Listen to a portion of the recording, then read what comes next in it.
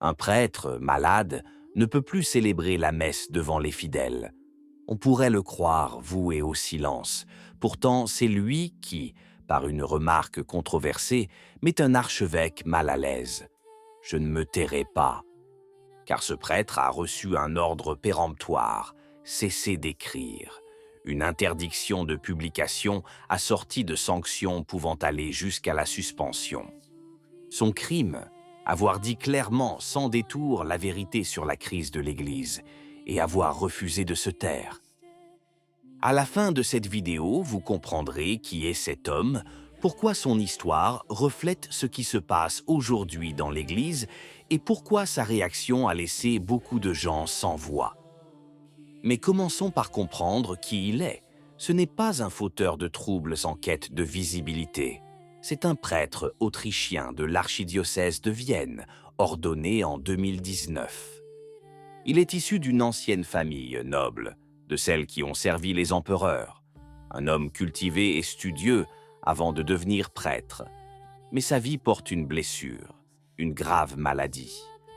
Il est si malade qu'il ne peut plus exercer son ministère public. Il ne prêche plus en paroisse, il ne confesse plus les fidèles faisant la queue. Il célèbre la messe seul, dans la chapelle de sa maison. De cette solitude, il trouva pourtant un moyen de rester prêtre, l'écriture. Il considère ses articles, selon ses propres termes, comme sa forme de pastorale et de prédication. Une chaire de papier installée dans sa chambre. Dans ses écrits, il a dit ce que peu osent dire. Il a dénoncé le déclin de l'Église, sa confusion doctrinale, son ambiguïté croissante, clairement, mais de l'intérieur, en tant que fils de l'Église. Il fut ordonné prêtre par le cardinal Schönborn, alors archevêque de Vienne, qu'il admire profondément et qu'il décrit comme un homme d'un autre temps, capable de correction bienveillante. Avec lui, dit-il, le dialogue était toujours empreint d'humanité. Puis, à Vienne, tout a changé. Schönborn a été remplacé par un nouvel archevêque, Monseigneur Grünwidl, nommé par Léon XIII. Et avec lui, raconte le prêtre, arrivèrent des lettres peu amicales, au ton autoritaire et désuet. Jusqu'à la lettre décisive, une interdiction de publication abrupte, imposée d'en haut. Si vous ne vous conformez pas à la demande, en résumé, vous vous exposez à des sanctions pouvant aller jusqu'à la suspension. Il insiste sur le fait que tout cela a été annoncé sans concertation préalable, sans discussion approfondie. Personne ne lui a même expliqué quel témoin était mis en cause. Et c'est là que réside le paradoxe le plus criant. Cet homme est un prêtre retraité, sans aucune fonction, qui n'a jamais perçu de salaire de l'Église. L'attaquer, dit-il, ne sert qu'à faire de lui un exemple, en raison de sa présence médiatique. Et il y a un détail qui frise l'absurde. Il y a plus d'1 an, dit-il, le même archevêque lui avait demandé, au nom de l'obéissance, de payer la taxe ecclésiastique en Allemagne. Confondre une demande d'argent avec l'obéissance, commente-t-il, est tout simplement inacceptable. Mais c'est sa réaction qui mérite d'être entendue. Car face à la menace, le prêtre n'a pas cédé. Il a prononcé une phrase devenue depuis un manifeste. Il a évoqué le souvenir d'un prêtre bienheureux, Rupert Mayer, qui, sous une autre tyrannie, répétait « Je ne me tairai pas ». Et il a ajouté « Aucun prêtre ne devrait se taire, surtout face aux abus commis aujourd'hui au sein de l'Église ». Ce modèle n'est pas choisi au hasard. Le père Mayer a ouvertement défié le nazisme et a été persécuté pour cela. Ce prêtre autrichien s'inscrit dans cet héritage, celui de ceux qui, face au pouvoir, choisissent leur conscience.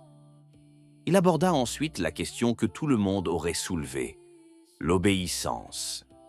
Chaque prêtre, lors de son ordination, promet obéissance à son évêque.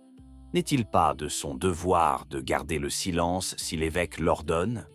Sa réponse est d'une clarté saisissante. L'obéissance, dit-il, est due avant tout au Christ dans l'Église. Et il ne s'agit jamais d'une obéissance aveugle. Quiconque l'interprète ainsi en méconnaît le sens. Un évêque qui étouffe aujourd'hui la liberté d'expression, écrit-il, restreindra d'autres droits demain. Où cela nous mènera-t-il? Lorsque l'obéissance bafoue les droits humains fondamentaux, prévient-il, elle devient une forme d'abus spirituel. Sur ce point, il faut reconnaître que les canonistes auraient leur mot à dire. L'Église n'est pas une démocratie, et un évêque exerce effectivement une certaine autorité sur ses prêtres, y compris sur leurs écrits publics. Mais le vrai problème n'est pas technique, c'est la méthode, et surtout le 2 poids, 2 mesures. Et c'est là que le prêtre a vu juste. Aujourd'hui, écrit-il, il est devenu courant d'imposer des interdictions à ceux qui professent la foi de l'Église, tandis que les critiques du célibat et les hérétiques restent tranquilles et s'expriment comme ils le souhaitent. Arrêtons-nous un instant, car c'est tout.